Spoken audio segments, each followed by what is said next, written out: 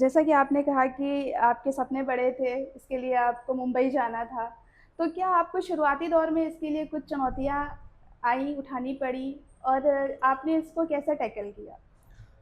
देखिए चुनौतियाँ आज से 20 साल पहले बहुत ज़्यादा थी। अभी तो सब कुछ बहुत आसान हो गया है, सोशल मीडिया और जी, जिस तरह से आजकल जी, उस ज़माने में तो बम्बई जाना मतलब एक सपने की तरह ही होता था और किसी छोटे शहर से जाना तो लगभग नामुमकिन होता था किसी के लिए भी। जी, हर हर कोई सपोर्ट नहीं है आपका, ना कोई फाइनेंशियल सपोर्ट है, ना कोई वैसा सपोर्ट इंडस्ट्री में। तो वैसे ही मेरे साथ था कि मैं जब किसी से कहता था मुझे मुंबई जाना है, एक्टर बनना है, तो लोग हँसते थे। एक्टर तुम?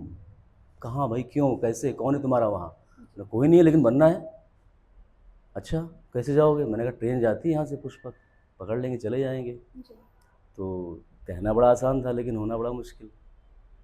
3-4 साल लग गए प्लान करते करते कि कैसे जाएंगे। कुछ दोस्त और इकट्ठा हुए कि भाई हमको भी चलना है, हमको भी चलना है। हम सब साथ में काम करते थे, तो हम 3-4 दोस्त एक सपना लेकर एक साथ यहाँ से चले, एक ऐसे रास्ते पे जिसकी कोई मंजिल नहीं थी फ़िलहाल। तो डिफ़िकल्टीज़ आईं, यहाँ से ज़्यादा वहाँ। जी। तो अभी आपने दोस्तों के सपोर्ट के बारे में तो ज़िक्र किया। जी। क्या आपके इस सफ़र में आपके परिवार में का क्या महत्व रहा? अ, परिवार में सबसे बड़ा सपोर्ट मेरे पिताजी का था, मेरे जी, फ़ादर का। उन्होंने मुझे कभी भी एक्टिंग करने से रोका नहीं। जी, जैसे अमूमन आज से 20-25 साल पहले क्या होता था कि ये काम बहुत अच्छा नहीं माना जाता था। जी, आजकल तो सब बड़े शौक से करते हैं, अपने फैशन बन बच्चों गया को है। रील बनाते हैं, सारी चीज़ें जी, करते हैं। उस ज़माने में तो पढ़ाई नहीं कर रहा मतलब सबसे गलत काम कर रहा है, ये जो है ना, एक्टिंग। खेलना, एक्टिंग, कोई भी ऐसी चीज़, तो समाज एक्सेप्ट नहीं करता उसको। तो बट पापा ने मुझे कभी रोका नहीं, बोले अगर तुम्हारा इंटरेस्ट है तो करो, पढ़ाई भी करो, ये भी करो। तो मैं करता रहा, तो उनका सपोर्ट बहुत रहा, उनके सपोर्ट से ही मैं मुंबई पहुंचा। जी। जी। जैसे कि आपने इतने सारे रोल्स किए हैं, जी।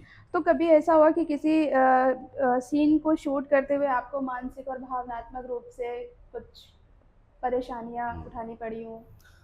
परेशानी तो नहीं कहेंगे, क्योंकि अभिनय में क्या है कि आपको परेशान होना पड़ता है।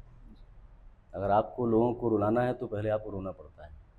आपको पर्टिकुलर जो भी सीन आप कर रहे हैं, तो उसके अंदर आपको जब आप जब जाएँगे तभी आप फ़ील कर पाएँगे। जब आप फ़ील करेंगे तो फिर जो देख रहा है उसको महसूस होगा। तो हर बार वो कष्ट सहना पड़ता है। जब भी कोई ऐसा इमोशनल सीन होता है तो कभी मम्मी की याद, कभी पापा की याद, कभी कुछ ज़िंदगी की ऐसी घटनाएँ जो कोई याद नहीं करना चाहता, हमें याद करना पड़ता है। क्योंकि उस सीन के लिए वो आवश्यक है, तभी तो हमारी आँखों में आँसू आएँगे। तो वो तकलीफ़ हर बार महसूस करनी पड़ती है, जी। हर रोल में। कभी सर ऐसा हुआ कि आपको रिजेक्शंस का सामना करना पड़ा हो, आज जो तक आमतौर पर होता है? आज तक देखिए, कलाकार की ज़िंदगी में ना ये बहुत कॉमन है। अमिताभ बच्चन, मनोज वाजपेयी जैसे और बहुत उम्दा कलाकार स्टारडम को पाने के बाद भी एक वक़्त आया कि जब लोगों ने उनकी तरफ देखना बंद कर दिया। ये आपने सुना भी होगा बहुत सारे इंटरव्यूज़ में। बच्चन साहब ने खुद बोला है, मैं तो बाद में खुद मैं काम माँगने गया जी। चोपड़ा साहब से कि भाई मुझे काम दो, अब मैं खाली बैठे-बैठे परेशान हूँ। तो उस पीरियड में जब रिजेक्शंस का सामना कर रहे होते हैं, उस बीच में हमारे अंदर निराशा भी होती है, कई बार होता है मेंटल स्ट्रेस भी बहुत ज़्यादा हो जाता है। उन सब चीज़ों से आपने कैसे डील देखिए, किया? ये एक ऐसी लड़ाई है ना जो एक्टर को खुद लड़नी पड़ती है। जी, इसमें कोई भी आपकी फैमिली, आपकी वाइफ़, बच्चे या आपके कलीग कोई सपोर्ट नहीं कर सकता है, क्योंकि ये लड़ाई अंदर चलती है।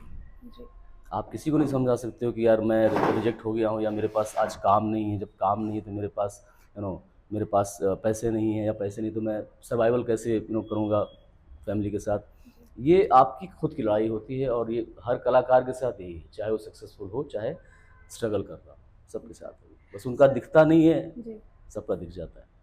यस। सर जैसे आपने अपनी कहानी हमसे साझा की, तो बहुत से यंगर बहुत से बच्चे जिनका सपना है एक्टिंग का, हुँ, हुँ, हुँ। जो इस प्रोफ़ेशन में आना चाहते हैं, जी, तो आपने कहा कि आपको 25 साल हो गए हैं मुंबई में आए हुए, काम करते हुए। जी, बहुत से ऐसे राज सिंह हैं जो बनना चाहते हैं, जी। उनके लिए आप क्या संदेश और सलाह देना चाहेंगे? देखिए, इस राज सिंह के लिए तो बहुत टफ़ था, जी, क्योंकि वो दौर अलग था। जी, लेकिन आज अगर कोई राज सिंह बनना चाहता है या अभिनय के क्षेत्र में काम करना चाहता है या नाम कमाना चाहता है, तो उसके लिए बहुत ईज़ी हो गया है। और ये मेरे कहने की बात नहीं है, आजकल की जनरेशन, आजकल के बच्चे, उनको सब पता है। उनके हाथ में मोबाइल है, वो यहीं से बैठे-बैठे मुंबई में ऑडिशन बना के भेजते रहते हैं। जी। तो उन्हें बताने सिखाने की ज़रूरत नहीं है, उनका इंटरेस्ट है तो आज वो यूट्यूब पे इतनी चीज़ें मौजूद हैं कि वहीं से वो सारी चीज़ें मालूम करके हम वहाँ बैठ के ऑडिशन देते हो, यहाँ से बना के भेज देते हैं। ठीक है ना? तो अभी ईज़ी है। हाँ, बस सीखना उनको ये है कि ये जो 2 मिनट की रील है ना, ये आपका जो परफ़ॉर्मेंस है ना, ये आपका टैलेंट तब तक नहीं होगा जब तक आप बड़े कैनवस पे अपने आप को लाके साबित नहीं करोगे। जी। ये 2 मिनट की रील में अगर आप सोचोगे मैं बहुत बड़ा कलाकार हो गया हूँ, तो वो आप मेरे ख़्याल से आपके लिए आगे जाके नुकसानदेह हो जाएगा। ठीक है? कोई एक अगर आप एग्ज़ाम्पल लेके बोलोगे नहीं था वो बन गया तो एग्ज़ाम्पल्स ही है ना। जी। सब तो नहीं बन रहे हैं ना। हर जी। कोई जो सोशल मीडिया पे कर रहा है काम, रील्स बना रहा है या जो भी कर रहा है, तो हर कोई तो सक्सेसफुल नहीं है ना। जी। बट आपको बनना है तो आपको उसके लिए बहुत ज़्यादा मेहनत करनी पड़ेगी। अपने टैलेंट पे काम करना पड़ेगा। इंडस्ट्री में क्या हो रहा है, फ़िल्में कैसी बनती हैं, कैसे उसमें लोग काम करते हैं, परफ़ॉर्मेंसेस कैसी करते हैं, वर्ल्ड सिनेमा आप देखिए।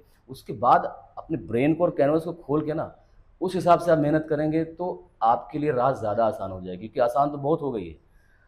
हम हमारे ज़माने में जब हम गए थे तो हमको तो फ़ोटो खिंचा के पीछे उस पे अपना एक्सपीरियंस लिख के जाके बाँटना पड़ता था ऑफ़िस टू ऑफ़िस। सर ये मैं, सर ये मैं, सर ये मैं। आज तो कुछ नहीं है। मोबाइल में सीधे प्रोफ़ाइल बनाया, सेंड कर दिया व्हाट्सएप पे, चला गया। सामने वाले बंदे ने देख लिया। आप कहीं बैठे हो। हाँ, एक ऑडिशन बना के भेज दो। आपने फट से घर में बना ऑडिशन बनाया, भेज दिया, फ़ोटो, हो गया। जी। तो ईज़ी है लेकिन मेहनत सर्वोपरि है। क्योंकि आप जब बड़े कैमरे पे जाओगे ना तो आपको साबित करना पड़ेगा कि आप बड़े कलाकार हो। आप अगर वहाँ 2 लाइनें नहीं बोल पाए, आउट। जी। तो इस कार्यक्रम पे अपना कीमती समय हमें देने के लिए आपका बहुत-बहुत धन्यवाद। Thank you so much.